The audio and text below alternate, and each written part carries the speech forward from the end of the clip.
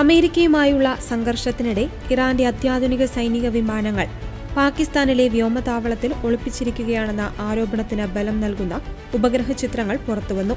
നയതന്ത്ര മധ്യസ്ഥനായി ചമയുമ്പോഴും പാകിസ്ഥാൻ രഹസ്യമായി ഇറാന്റെ സൈനിക ആസ്തികൾക്ക് സംരക്ഷണം നൽകുന്നു എന്നതാണ് ഈ വെളിപ്പെടുത്തൽ സൂചിപ്പിക്കുന്നത്. റാവൽപിണ്ടിക്ക് സമീപമുള്ള തന്ത്രപ്രധാനമായ നൂർഖാൻ എയർബേസിൽ ഇറാന്റെ സൈനിക വിമാനങ്ങൾ പാർക്ക് ചെയ്തിരിക്കുന്നതായി ഉപഗ്രഹ ചിത്രങ്ങൾ വ്യക്തമാക്കുന്നു. ഇതിൽ ഇറാന്റെ അത്യാധുനിക നിരീക്ഷണ വിമാനമായ RC-130 ഉൾപ്പെടുന്നു.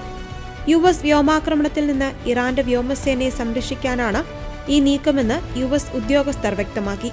അമേരിക്കൻ പ്രസിഡന്റ് ഡൊണാൾഡ് ട്രംപ് വെടിനിർത്തൽ പ്രഖ്യാപിച്ച ഏപ്രിൽ ആദ്യവാരമാണ് ഈ വിമാനങ്ങൾ പാകിസ്ഥാനിലെത്തിയത്.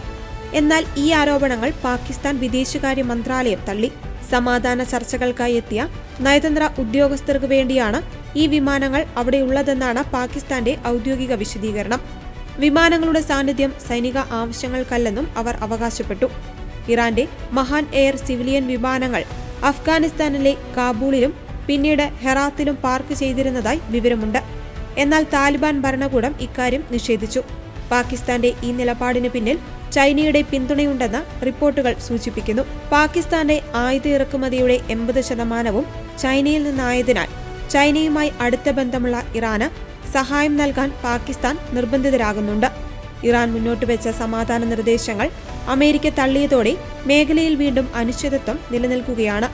ഹോർമൂസ് കടലിടുക്കിൽ ഡ്രോൺ ആക്രമണങ്ങൾ തുടരുന്നത് സ്ഥിതിഗതികൾ കൂടുതൽ വഷളാക്കുന്നുണ്ട്. പാകിസ്ഥാന്റെ ഈ ഇരട്ടത്താപ്പ് അമേരിക്കയുമായുള്ള അവരുടെ നയതന്ത്ര ബന്ധത്തിൽ വലിയ വിള്ളലുകൾ ഉണ്ടാക്കുവാൻ സാധ്യതയുണ്ടെന്നാണ് രാഷ്ട്രീയ നിരീക്ഷകർ വിലയിരുത്തുന്നത്.